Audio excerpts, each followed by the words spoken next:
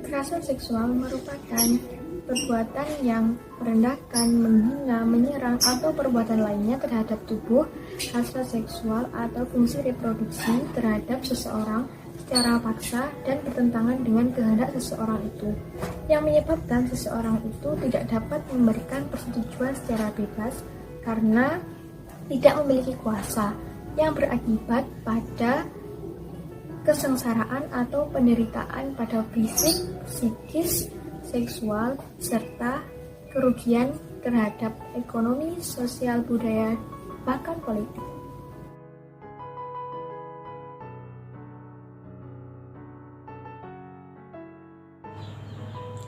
Menurut Komnas Perempuan, setidaknya ada 15 perilaku yang bisa dikelompokkan sebagai kekerasan seksual. Yang pertama, pemerkosaan. Yang kedua, intimidasi seksual. Yang ketiga, pelecehan seksual. Yang keempat, eksploitasi seksual. Yang kelima, perdagangan perempuan dengan tujuan seksual. Yang keenam, prostitusi paksa. Yang ketujuh, perbudakan seksual. Yang kedelapan, pemaksaan perkawinan termasuk cerai gantung. Yang kesembilan, pemaksaan kehamilan. Yang kesepuluh, pemaksaan aborsi. Yang kesebelas, pemaksaan kontrasepsi. Yang kedua belas, penyiksaan seksual. Yang ketiga belas, penghukuman tidak manusiawi yang bernuansa seksual. Yang keempat belas, praktek tradisi bernuansa seksual, misalnya sunat perempuan.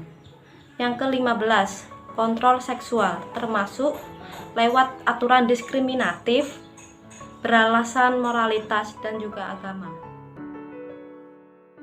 Lantas berapa jumlah kasus kekerasan seksual yang terjadi di Indonesia saat ini? Menurut Komnas Perempuan, telah terjadi sebanyak 46.698 kasus kekerasan seksual baik dalam ranah privat maupun dalam ranah publik dalam kurun waktu 2011 hingga tahun 2019. Bahkan, Komnas Perempuan menyebutkan bahwa dalam kurun waktu 2 jam sekali, 3 perempuan di Indonesia mengalami kekerasan seksual. Lalu, berapakah jumlah kasus kekerasan seksual yang terjadi selama pandemi saat ini? Kementerian Pemberdayaan Perempuan dan Anak bersama dengan Komnas Perempuan telah mencatat bahwa telah terjadi peningkatan pada kasus kekerasan terhadap perempuan, yakni sebanyak 75% atau sebanyak 14.719 kasus kekerasan terhadap perempuan, yang mana 4.898 kasus diantaranya merupakan kasus kekerasan seksual. Jumlah tersebut tentunya jauh dari jumlah kasus kekerasan seksual yang sesungguhnya terjadi di Indonesia.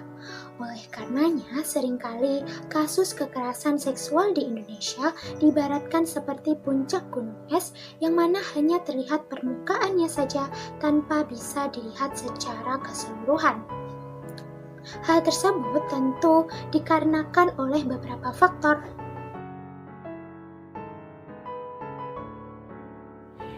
Faktor-faktor terjadinya tindak kekerasan seksual terdiri dari 2 faktor.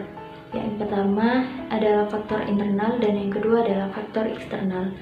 Faktor internal ini terdapat dalam diri individu. Yang pertama, faktor kejiwaan. Keadaan diri yang tidak normal dari seseorang dapat mendorong seseorang tersebut melakukan kejahatan. Dan yang kedua, faktor biologis, di mana pada realita kehidupan manusia mempunyai berbagai macam kebutuhan, dan kebutuhan biologis manusia terdapat 3 jenis, yakni kebutuhan makan, kebutuhan seksual, dan kebutuhan proteksi, dan di mana kebutuhan seksual ini sama dengan kebutuhan-kebutuhan lainnya yang menuntut pemenuhan. Yang ketiga adalah faktor moral. Faktor moral di sini merupakan faktor penting yang menentukan timbulnya kejahatan. Pemerkosaan terjadi disebabkan moral pelakunya yang sangat rendah. Dan yang keempat, balas dendam, dan trauma masa lalu. Pelaku tindak pidana kekerasan seksual dapat dipengaruhi dari apa yang pernah terjadi di masa lalunya. Bisa jadi pelaku seksual di sini pernah melihat secara langsung atau pernah menjadi korban kekerasan seksual pada masa lalunya. Faktor yang kedua adalah faktor eksternal, di mana faktor eksternal ini berada di luar diri si pelaku. Yang pertama adalah faktor budaya atau yang biasa disebut dengan faktor lingkungan. Yang kedua adalah faktor ekonomi atau kondisi anak terlantar. Dan yang ketiga, paparan atau pornografi, di mana dengan era teknologi yang semakin canggih, semua dapat diakses dengan mudah. Dan yang keempat adalah lemahnya penegakan hukum dan ancaman hukum yang relatif ringan. Lalu, apakah kekerasan seksual ada undang-undang yang mengatur? Nah, dalam hal ini, kekerasan seksual belum ada undang-undang yang secara khusus mengatur mengenai kekerasan seksual. Namun, ada beberapa undang-undang yang mengatur tentang perlindungan perempuan dan anak. Yakni, yang pertama, Undang-Undang Nomor 11 Tahun 2012 tentang Sistem Peradilan Pidana Anak.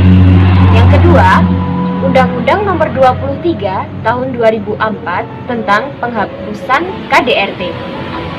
Nah, dan yang ketiga, Undang-Undang Nomor 35 Tahun 2014 tentang perubahan Undang-Undang Nomor 23 Tahun 2002 tentang perlindungan anak.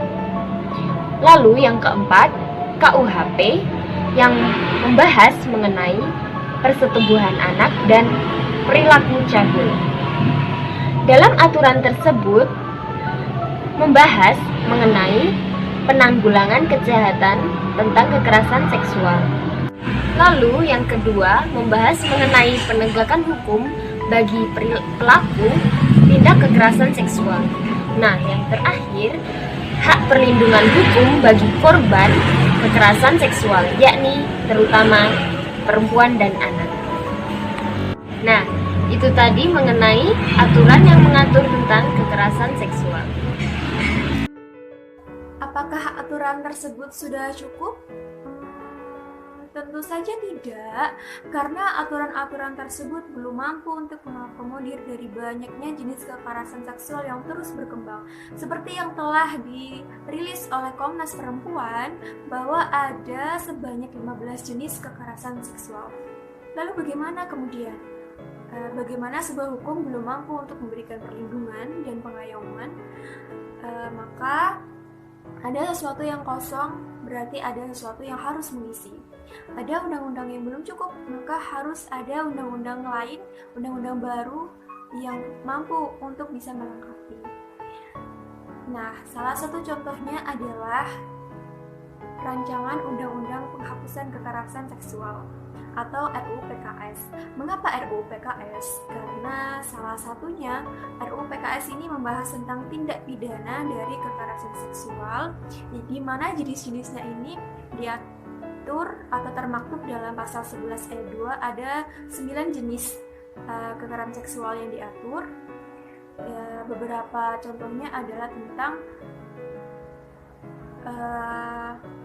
pelecehan seksual, eksploitasi, pemaksaan kontrasepsi, pemaksaan aborsi. Nah, semuanya itu tidak diatur dalam peraturan atau hukum yang berlaku saat ini. Maka mendesak sekali, penting sekali untuk melahirkan regulasi yang baru, undang-undang yang baru untuk menjawab dari berbagai jenis kekerasan seksual, untuk bisa menghapuskan kekerasan seksual terhadap kaum-kaum rentan, khususnya perempuan dan anak.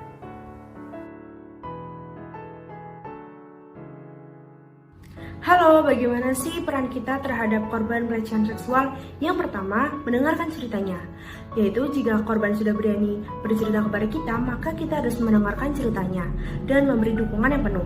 Jangan sekali-sekali kita menjudge dia, karena kita belum tahu cerita yang asli, karena makanya kita harus mendengarkan ceritanya. Yang kedua, mempercayainya.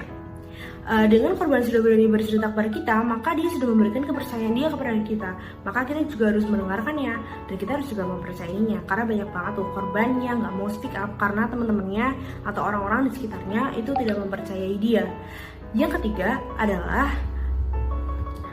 meyakinkan bahwa korban itu nggak bersalah. Jadi kalau korban merasa marah, takut, kecewa, itu adalah hal yang wajar. Tapi dia nggak boleh menyalahkan dirinya sendiri, karena yang patut disalahkan adalah pelaku. Karena itu adalah kesalahan pelaku. Yang keempat adalah hormati privasinya. Bagaimana cara kita menghormati privasinya? Yaitu dengan kita tidak cerita kejadian itu kepada orang lain, karena itu bukan wewenang kita untuk menceritakan hal itu kepada orang lain. Yang kelima adalah menciptakan kondisi yang aman. Jadi untuk menciptakan kondisi yang aman, yaitu kita harus menghindari pertanyaan mendetail akan bagaimana kejadian itu terjadi, karena itu akan membuat korban risih dan membuat korban itu nggak nyaman. Jadi kita harus menghindari hal itu untuk membuat korban nyaman kepada kita. Jadi itu adalah hal-hal yang bisa kalian lakukan kalau teman-teman kalian itu bercerita kepada kalian. Jadi jangan sama sekali untuk menjudge teman kalian ya, dan dukung para korban. Terima kasih.